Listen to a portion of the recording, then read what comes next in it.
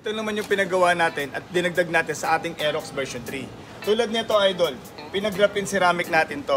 Ayan. Marami nag-comment sa akin sa TikTok at YouTube kung saan araw ito nabili. Itong lower brace or lower bracket natin. Mga idol, nabili ko sa Shopee. Doon ko lang siya nabili, wala nang iba. Tapos idol, nung chinek ko siya uli, nakalagay kasi unlisted. Kaya yung iba hindi ko masagot. Pero hanapin nyo lang sa Shopee, idol. Doon ko lang siya nabili. Magandang buhay mga idol. Marami nagtatanong sa atin tungkol sa ating Aerox version 3. Tinatanong nila kung ano yung na-upgrade natin, kung ano yung dinagdag natin, kung ano yung ginawa natin sa ating Aerox version 3. Tara, samahan nyo ako. Ang nabili natin na Aerox version 3 ay standard version. Ito yung mga switch niya, idol. Ito yung switch natin, idol. I-on natin.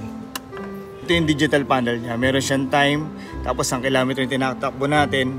Volt battery natin, ayan, kung 12.6 na tayo. Tapos ito, idol, ito yung menu niya. Sa kaliwa niya, ito yung menu.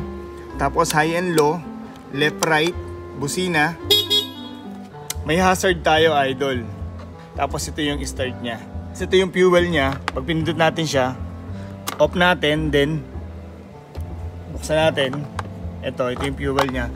Ito yung gas niya. Ito may lagayan siya ng, habang nagpapagas tayo, may lagayan siya rito ng takip ng gas. Ayan. Tapos ito yung seat niya. Open. 110/80 by 14. Ang rear tire niya naman is 140/70 by 14. Ganyan siya kalaki, ganyan siya kalapad. Kaya pwede itong pangbangkingan, idol. Tapos idol, ito naman yung pinagawa natin at dinagdag natin sa ating Aerox version 3. Tulad nito, idol, pinag-wrap in ceramic natin to. Ayan. Pinag-wrap in ceramic natin to sa Wasari Moto Garage. Tapos idol, to pa. Nagdagdag tayo nito. Ito, pinalitan na natin yung tornilyo niya. Ito. Bumili rin tayo ng action cam holder sa TikTok. Ito. Nagpalit na rin tayo ng side mirror. Napoleon brand. Kaya mas medyo umangas na siya. Tapos naglagay na rin tayo ng side stand shoe. Ito. Para pag nag-side stand tayo sa mga malalambot na lugar o sa lupa o sa damuhan, hindi babagsak yung motor natin kasi flat to, medyo malaki to, idol. Nabili rin natin to, idol, sa TikTok. Nagkabit na rin tayo ng top box bracket. Ito, kinabit natin K3 rack sa Moto Squad.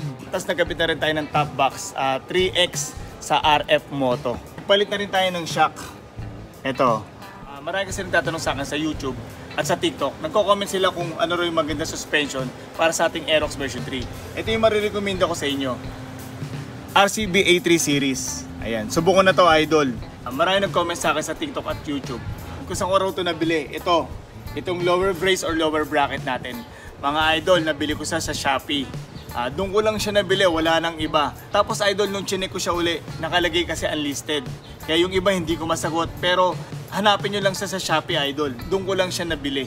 Ayan, sa mga nagtatanong sa akin, Shopee ko lang, idol, ito.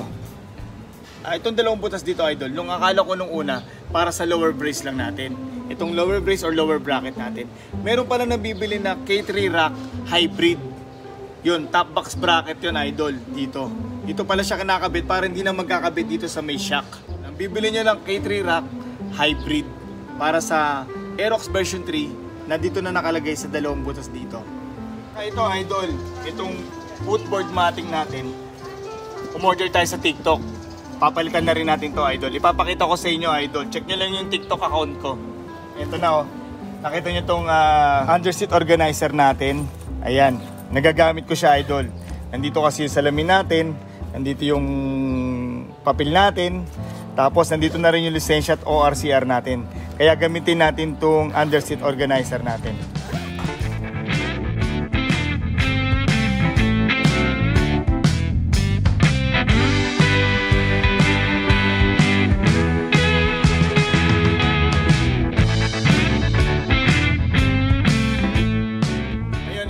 Tatanungin nyo sa akin kung magandang manakbo to si Aerox version 3. Masasabi ko rito, idol, maganda siya manakbo, may hatak siya, matipid siya sa gasolina. Tapos idol, pa nagpapagas tayo, ang gasolina natin dito is unleaded. Nasubukan na rin natin to sa biyahe natin sa Manila to Tagaytay. Sinimot ko yung gas niya, yung 1 bar natin na natitira sa ating gasolina, umaabot siya ng 48.4 kilometers. Ganun katipid ang ating Aerox version 3. Tapos idol, hindi na rin nagrereklamo ang ating backride kasi nagpalito tayo ng RCB A3 series. Kaya naglalaro na rin ng shock natin pag nalulubak. Tsaka hindi na rin siya hirap sa likod kasi nga meron na tayong top box. Ito lang ang napagawa natin at nabago natin sa ating Aerox version 3. Nagdagdag lang tayo, hindi naman tayo nagbawas. Pinaganda pa nga natin si Aerox version 3. Ngayon, kung bibili kayo ng Aerox version 3, sulit to idol. Maraming salamat sa panonood. Follow nyo po ang aking TikTok at Facebook account. God bless po sa inyo lahat. Ride safe. Magandang buhay.